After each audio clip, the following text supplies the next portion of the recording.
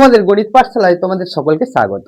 আজ সপ্তম শ্রেণী নিজে করি 1.2 এর ঐকিক নিয়মের অঙ্ক আছে। আচ্ছা, তোমরা ঐকিক নিয়ম আগের বছর ক্লাস 5 এতে শিখেছো। আগের বছর নয়, তার আগের বছর ক্লাস 5 এতে শিখেছো। দেখি এই অঙ্কগুলো কিভাবে করব। আগের বছর 6 এও সম্ভবত ছিল।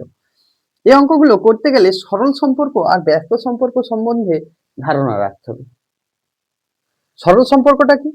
যদি যার সাথে, আচ্ছা আমরা লিখে নিই, অঙ্ক করতে করতে বুঝবো।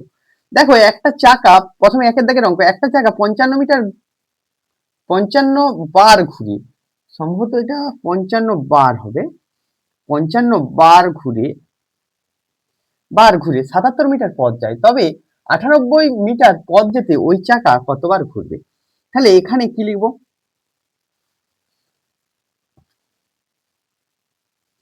দুটো জায়গা সাজিয়ে নিতাম। মনে করে দেখো, অতিক্রান্ত পথ, এটা সলিউশনটা হচ্ছে অতিক্রান্ত পথ, অতিক্রান্ত পথ, এটা কিসে আসছে?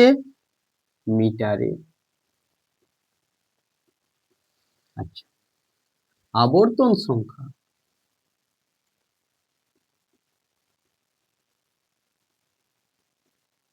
আবর্তন সংখ্যা বার আসলো। তাহলে 77 মিটার পথ যেতে কতবার আবর্তিত হচ্ছে চাকাটা? 55 বার। তাহলে 98 মিটার পথ যেতে কতবার আবর্তিত? দেখো, এখানে সরল সম্পর্ক আর ব্যস্ত সম্পর্কটা কি? যদি অতিক্রান্ত পথ বাড়ার সাথে সাথে আবর্তন সংখ্যা বৃদ্ধি পেয়ে যায়, তাহলে আমরা তাকে কি বলবো? সরল সম্পর্ক। এই ধারটা বৃদ্ধি পাওয়ার সাথে সাথে এখানটাও যদি বৃদ্ধি পায়, তাকে সরল সম্পর্ক বলবো। আর ব্যস্ত সম্পর্ক, এটা যদি হ্রাস বৃদ্ধি পাওয়ার সাথে সাথে এটা কি হয়? হ্রাস পায়। তাহলে দেখো, অতিক্রান্ত পথ, বেশি পথ যেতে গেলে চাকাকে বেশিবার ঘুরতে হবে, তাহলে এটা অতিক্রান্ত পথ ও আবর্তন সংখ্যা কি সম্পর্কে আছে? ব্যস্ত সম্পর্কে। তাহলে একটু লিখে নেব, অতিক্রান্ত পথ ও আবর্তন সংখ্যা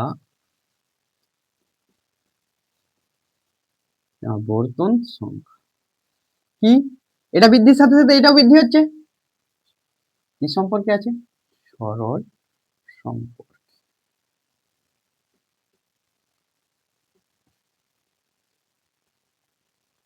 দেখো, 77 মিটার পথ যেতে চাকাটি আবর্তিত হয়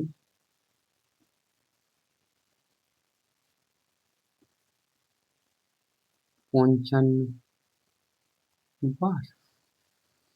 1 মিটার পথ যেতে চাকাটি আবর্তিত হয়, এটা কি হয়েছে? 77 থেকে কতই আসছে?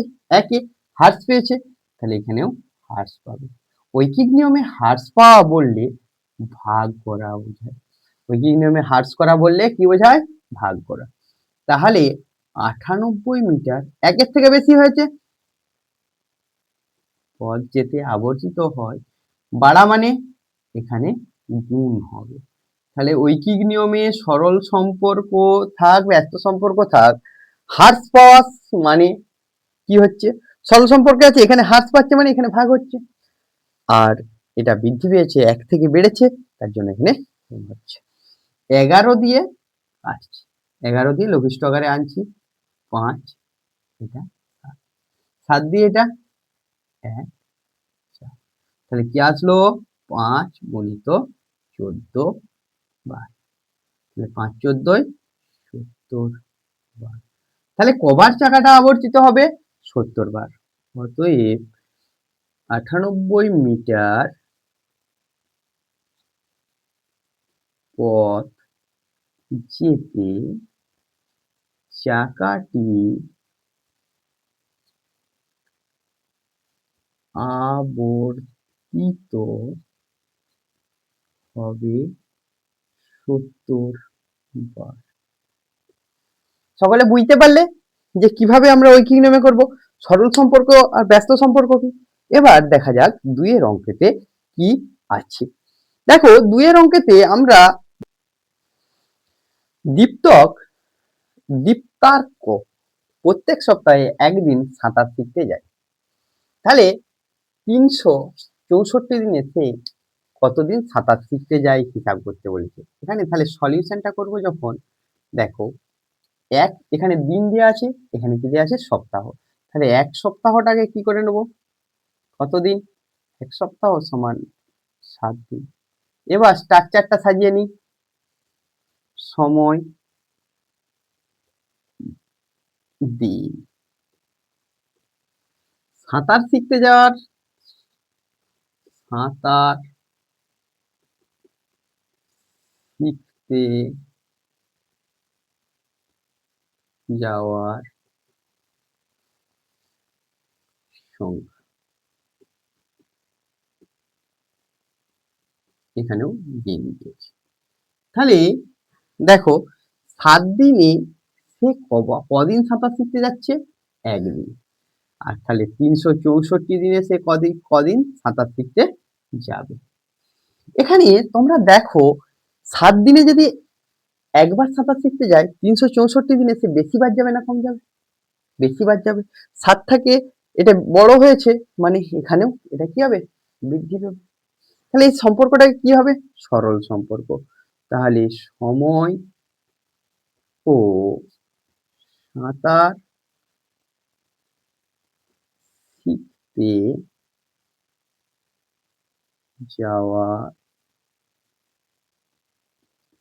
দিন সংখ্যা কি সম্পর্কে আছে, সরল সম্পর্কে।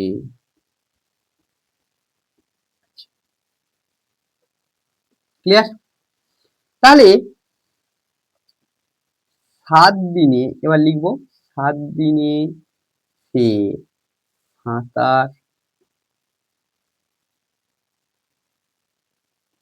শিখতে যায় একদিন। তাহলে সে একদিনে কবার সাঁতার শিখতে যাবে, একের 7, হ্রাস পেলে বলেছিলাম ভাগ, সরল সম্পর্কে থাকলে 364 দিনে সে সাঁতার শিখতে যায়। তাহলে 1 গুণিত 364 বাই 7। তাহলে 7 দিয়ে এটা ভাগ করা যাবে, দেখা যাক। 5, তাহলে কদিন যাচ্ছে, 52 দিন। অতএব সে 52 দিন সাঁতার শিখতে যাবে। আশা করি বুঝতে পেরেছো সকলে। এবার 3 অঙ্কটাতে কি আছে, দেখো 3 অঙ্কতে কবিতার 120টি কাগজের প্রয়োজন। তাহলে কবিতার কি প্রয়োজন, 120টা কাগজ। প্রত্যেক দিস্তায় 24টি কাগজ আছে। কবিতা কত দিস্তা কাগজ কিনবে। এর সলিউশন খুব সহজ। দেখো আমাকে বার করতে কি দিয়েছে, দিস্তা সংখ্যা। তাহলে দিস্তা সংখ্যাটা কোন দিকে লিখবো, ডান দিকে। দিস্তা সংখ্যা,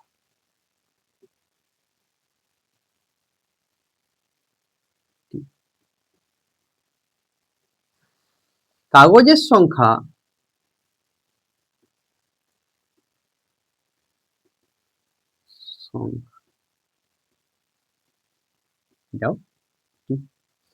দেখো প্রত্যেক দিস্তায় কটা কাগজ আছে, 24টা।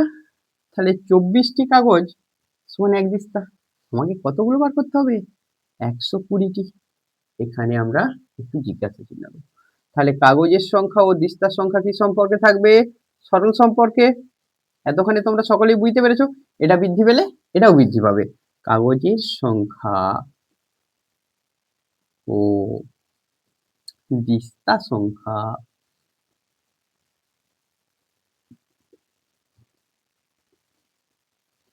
সরল সম্পর্কে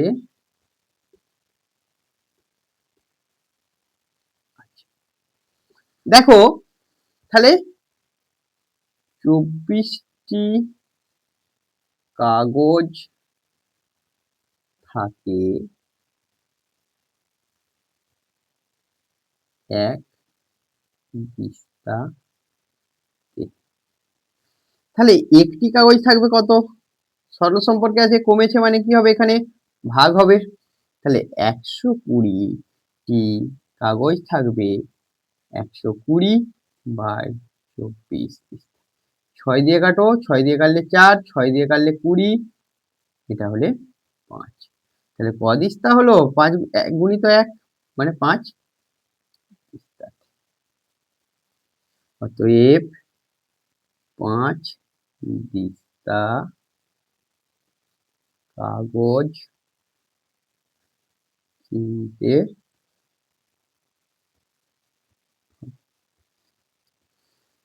দেখো ঐকিক নিয়ম মানে খেলার ছল, সরল সম্পর্ক হ্রাস পেলে ভাগ, বৃদ্ধি পেলে গুণ। এবার আমরা 3 অঙ্কতে যাব, সরি 3 নয় 4 অঙ্কতে যাব। 4 অঙ্কতে দেয়া আছে 1 ডজন ডিমের দাম 48 টাকা হলে 32 ডজন নয়, এখানে 32টি ডিমের দাম কত? ডিমের দাম কত? তাহলে 1 ডজন ডিমের দাম কত? 48 টাকা। এখানে ডজন বলেছে আর এখানে কি বলেছে? কি বলেছে? তাহলে 1 ডজন সমান 12। ডিমের সংখ্যা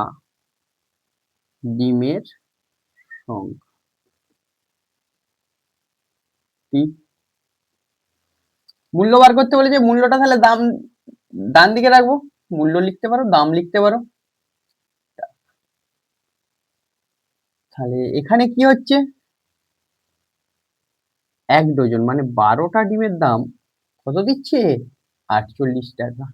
এখানে কটা ডিম? 32টি ডিমের দাম বার করতে বলেছে। এখানে ডিমের সংখ্যা আর মূল্য দেওয়া আছে, কি সম্পর্ক হবে? ডিম যত বেশি কিনতে হবে আমাকে দাম বেশি দিতে হবে, সরল সম্পর্কে আছে। একটা বৃদ্ধির সাথে সাথে অপরটাও বৃদ্ধি পাচ্ছে। তাহলে এখানে ডিমের সংখ্যা ও ডিমের মূল্য সরল সম্পর্কে আছে, সরল সম্পর্কে আছে। তাহলে তোমরা দেখো এখানে 12টি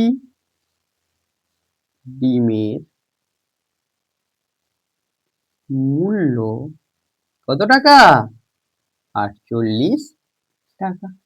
তাহলে একটা ডিম কিনতে গেলে নিশ্চয়ই বেশি দেবো না, কমবে। আর সরল সম্পর্কে যখনই থাকবে কমা মানে কি? ভাগ। এখানে আছে, তাহলে কমছে যখনই, তাহলে আমরা কি করলাম?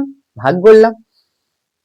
এখানে দেখো এবার 32টা ডিম, একটা ডিমে যদি টাকা দিচ্ছি 32টা ডিমেও যদি সেই টাকা দিয়ে দিই তাহলে দোকানি মারবে। তাহলে দোকানি যাতে না মারে তার জন্য আমরা একটু অঙ্ক করে ক্যালকুলেশনটা করে নেব। 32/12 টাকা, 12 ঘরের নামটা দিয়ে 4 12 48, 4 2 8 আর 3 4 12। তাহলে 32টা ডিম কিনে আনতে গেলে দোকানিকে কত দিবে? 128 টাকা। তুমিও খুশি, দোকানিও খুশি, মারপিটের কোনো প্রশ্নই আসছে না। অতএব 32টি ডিমের মূল্য বা দাম যেটা খুশি লিখো, ডিমের দাম 128 টাকা। ক্লিয়ার? তোমরা বুঝতে পারলে? এরপর 5 অঙ্কটা, 5 অঙ্কটা বেশ সুন্দর দেয়া আছে, চলো একসাথে করি।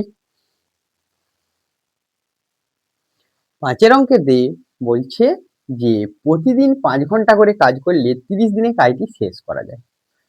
তাহলে এখানে বলছে প্রতিদিন 6 ঘন্টা করে কাজ করলে কাজটি কত দিনে শেষ করা যাবে। এখানে তাহলে সলিউশন যখন করব আমরা কিভাবে করব? প্রতিদিন প্রতিদিন কাজের সময়।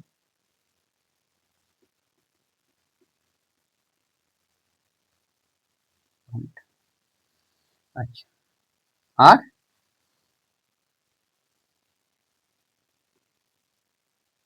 কাজের দিন সংখ্যা।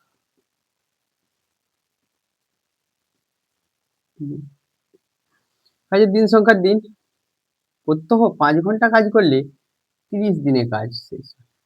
6 ঘন্টা কাজ করলে কদিনে শেষ হয়? দেখো, প্রতিদিন কাজ করার পরিমাণ 5 ঘন্টা আছে, তাহলে কাজটা 30 দিনে শেষ করে দিতে পারবে। কিন্তু যদি তোমাকে প্রত্যেকদিন 6 ঘন্টা করে, তুমি রেগে যেয়ে বলছো আমি 5 ঘন্টা করবো না, 6 ঘন্টা করে করবো, তাহলে কাজটা কি হবে? তাড়াতাড়ি শেষ হবে।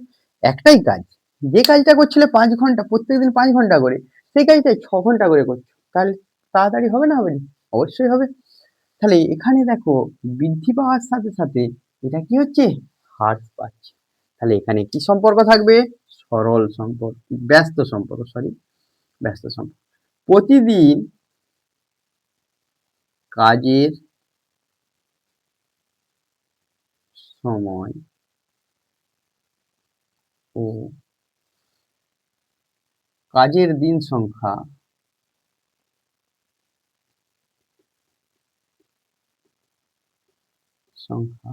কিসে আছে? ব্যস্ত সম্পর্ক। ব্যস্ত সম্পর্ক। তাহলে এতক্ষণ আমরা করছিলাম সরল সম্পর্কে, এবার কি আসছে? ব্যস্ত সম্পর্কে। তাহলে এখানে লিখবো প্রতিদিন 5 ঘন্টা করে কাজ করলে কাজটি শেষ হয় 30 দিন। এবার প্রতিদিন যদি আমি 1 ঘন্টা করে কাজ করি, তাহলে কি বহুদিন লেগে যাবে। ব্যস্ত সম্পর্কে এটা ইন্টারেস্টিং, সরল সম্পর্ক হলে কমলে ভাগ হয়, ব্যস্ত সম্পর্কে আবার কমলে গুণ হয়, দিন সংখ্যা বাড়বে। 30 গুণিত 5। ক্লিয়ার? এখানে দেখো, এবার কাজ করব কি? 6 ঘন্টা। 1 ঘন্টায় যতদিন লাগছিল, 1 ঘন্টা করে কাজ করলে যতদিন লাগছিল, নিশ্চয়ই 6 ঘন্টা করে কাজ করলে কি হবে?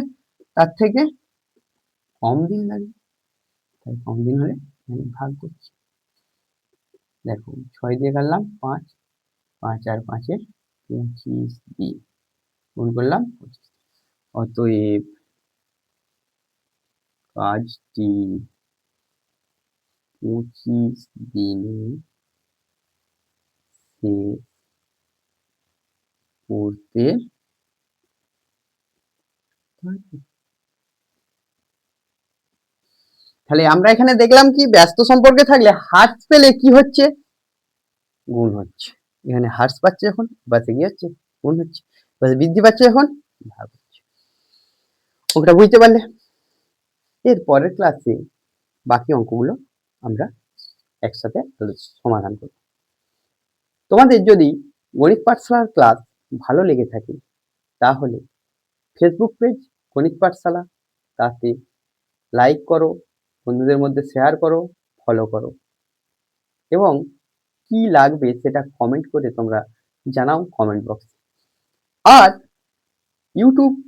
ইউটিউবের চ্যানেল গণিত পাঠশালা, সেখানে সাবস্ক্রাইব করো ও বন্ধুদের মধ্যে শেয়ার করো, ও পাশের বেল আইকনটি প্রেস করে গণিত পাঠশালার পরবর্তী ক্লাসগুলি দেখতে থাকো। Thank you.